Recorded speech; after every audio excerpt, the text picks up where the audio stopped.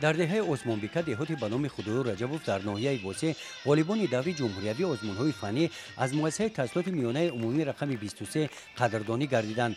برای چنین دستاورد که نخستین در تاریخ این مکتب است و باعث افتخار ساکنان دهه گردیده است، نام مؤسسه تعلیمی در مقیاس جمهوری با افتخارمندی معرفی گردید.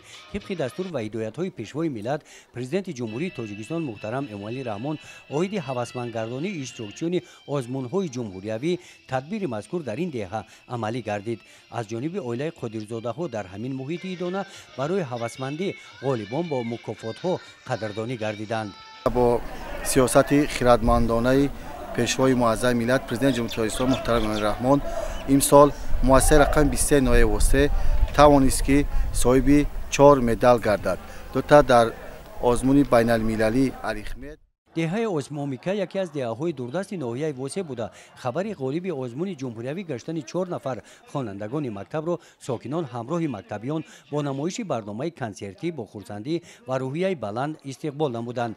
یادآور باید گردید که این بنای تعلیمی مکتب با پیشنهاد مقامات اجرایی حاکمیت دولتی ناحیه و دستگیری عائله قادرزاده‌ها در دایره کارهای آبادانی بخشیده به 30 سالگی استقلال دولتی جمهوری تاجیکستان ساخته مورد استفاده قرار گرفته است.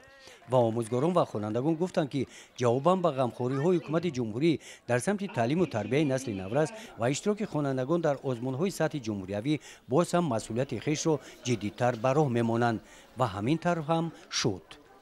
گزارش خواجه نظریف خدای نظر ظهروف از ناحیه واسه برای برنامه اطلاعاتی نوید.